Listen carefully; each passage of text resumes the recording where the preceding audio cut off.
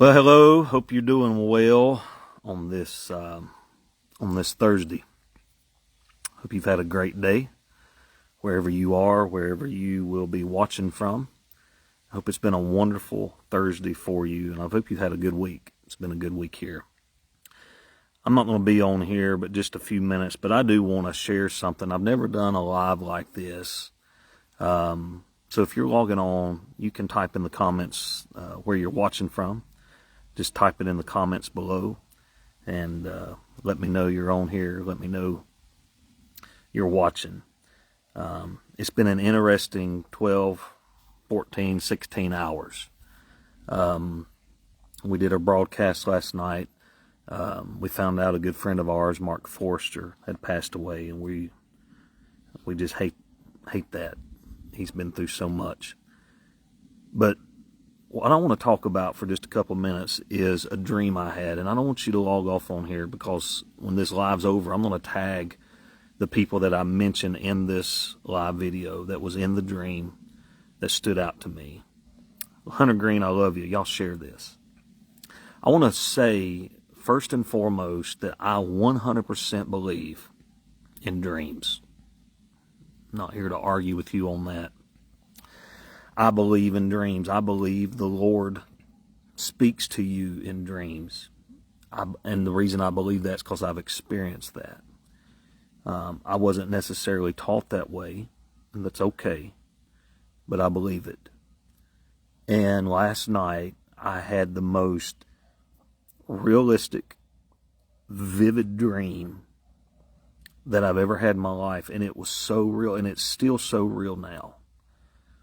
So in this dream, we were in a Coliseum type setting. It may have been a large civic center or something, but it was a large building. And it was packed wall to wall with people. And in this building was all types of people, all types of denominations. And I'm just going to name people that I vividly remember being in this setting. And I want you to share this because it's more to it than just a dream. So in this Coliseum, I saw preachers like Jensen Franklin. He was there. And Jonathan Osteen was there. And Ralph Sexton Jr. was there. C.T. Townsend was there. Kevin Wallace was there. Joseph Z. was there. Malachi O'Brien. Brian Gibson. My pastor, Pastor Greg. My dad was there. Daniel Buchanan was there. There was just people that I knew, people that don't necessarily preach together or travel in the same circles together. There was Brandon Lake was there. Jelly Roll was there, and I'm going to get to that in just a minute. The Inspirations were there, Southern Gospel Music. Karen Peck and New River was there. Jason Crabb was there. There was all of these people that literally have spent their lives preaching and singing the gospel that necessarily don't travel together, don't necessarily run together in the same groups, doesn't necessarily believe a lot of the same things. But we were all in this room together. I saw Jonathan Price was in this dream. And what was so unique about this dream was there was no flyers, there was no billboards, there was no TV cameras, there was no big marketing push for this. News stations wasn't there filming it. There wasn't a marketing strategy that was involved with all of these men. There wasn't agents involved. There wasn't speaking fees involved. There wasn't singing group fees involved. It was nothing like that. It was literally a Coliseum full of people that were desperate for the presence of the Lord. And right in the middle of all of these people sitting there, nothing taking place, the Lord said, I want you to start singing to me. And I said, Lord, what song do you want me to sing? He said, just open your mouth and start singing to me. And out of my mouth, I started singing, Jesus is wonderful. Jesus is wonderful to me. Over and over and over. And then I heard Karen Peck with her high-pitched voice, soprano voice, bring in the harmony. Then Jason Crabb brought in the harmony. And then I saw Jelly Roll and Brandon Lake on their face in the altar. Jelly Roll was getting born again. He was weeping before the Lord. Then I saw C.T. Townsend walk over. Me and C.T. Townsend spoke and hugged each other's neck. I saw my dad and Ralph Sexton together. I saw men getting things right. Then all of a sudden, the front doors of the Coliseum opened and people were coming in, and I specifically saw one man that came into the Coliseum while all of this was taking place, and he found his wife in this sea of people. They had been divorced for however many years, and their marriage was restored right there. We just kept singing, Jesus is wonderful. Jesus is wonderful. Jesus is wonderful to me. People started getting born again, running to the front, saying, I need to be saved. People started being healed. People were getting out of wheelchairs.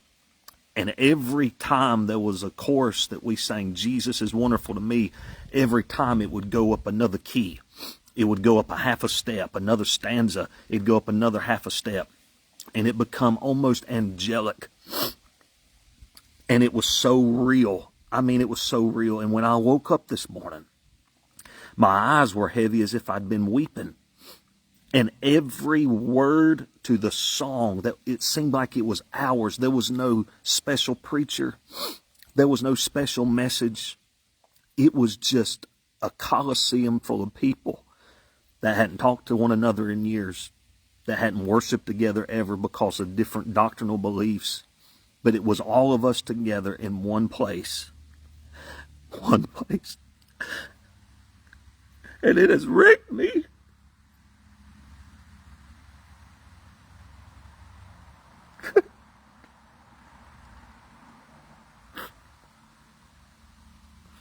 All day today, I've not been able to do nothing. I canceled everything I had planned. And I've sat here. The Lord said the reason why we've not seen a move of God in this nation is because we've made it about us.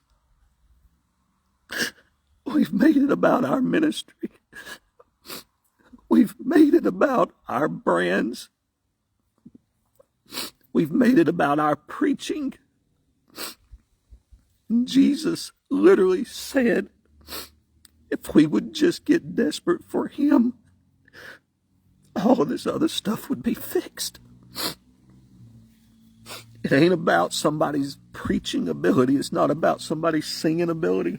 And it's really not about what you believe or how you were raised or how you interpret a certain scripture. This thing's about Jesus. It's all about Jesus. It was so real.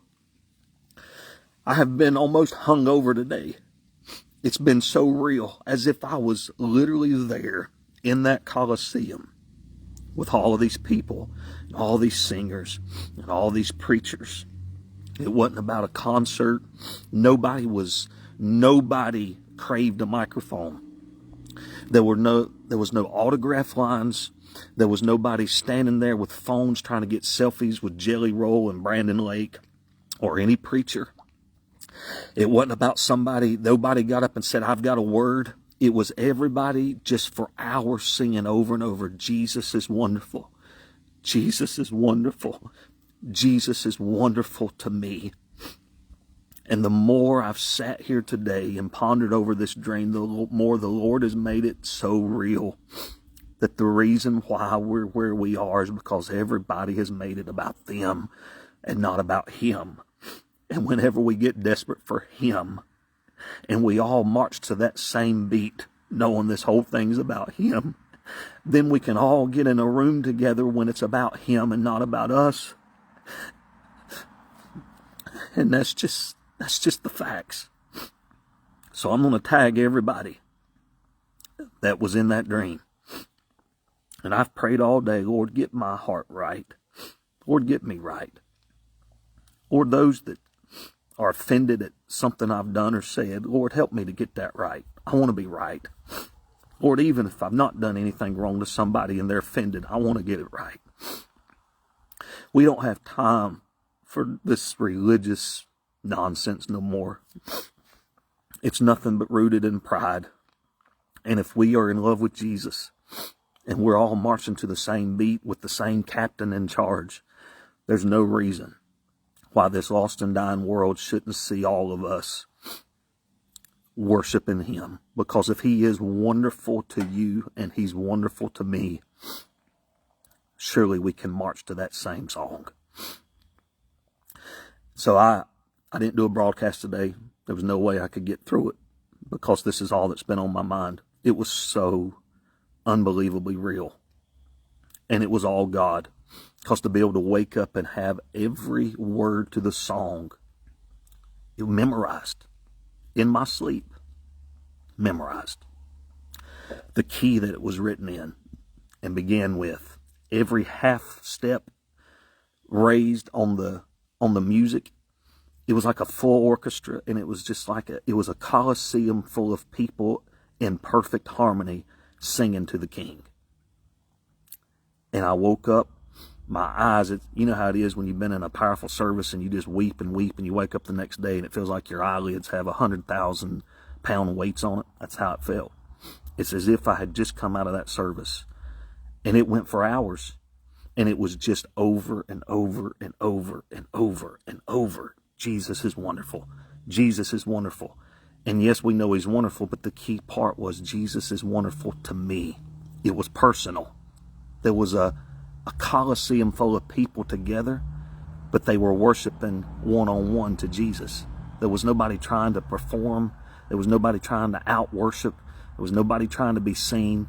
It was literally thousands of people, but it was if there was only one person there. And everybody was singing personally to their King because he was wonderful to them. And it took away all the glamour of somebody that's famous being there. It took away all the glamour of trying to be on a stage because he was the one on the stage. He was the one with the microphone. He was the one in charge. And it was one of the most powerful experiences I've ever had since I've been saved. And it's so real. And I believe with all my heart something that real God's going to bring to reality. And I hope the Lord will use me to be able to build bridges that have been burnt down in the body. And I pray one day, that's my goal. God, help us all to get in the same room to where we can worship you and mean it. And it not be about anything else. It won't be about dress style, music style, what preacher you love the most, how many followers you have on social media. None of that trivial, temporary, pride-filled things that we get caught up in. It was all about Jesus being wonderful and him being wonderful to each individual and us worshiping together. People being saved, people being delivered, people being healed. All right there. And no man could take glory for it. No man could rob God of his glory. There was nobody saying, look at what we did. It was so humbling because it was all about Jesus. And so, take that for what it means to you. But that's how real it was to me.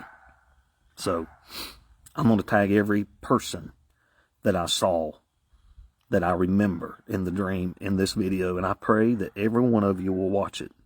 From C.T. Townsend, to Pastor Wallace, to my pastor, to Malachi, Joseph C. I pray every one of you will take 10 minutes and watch this.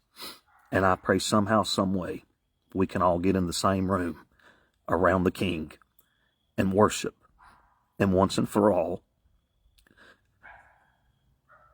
see an awakening in this nation before it's too late. I love y'all. Thank you for being my friend.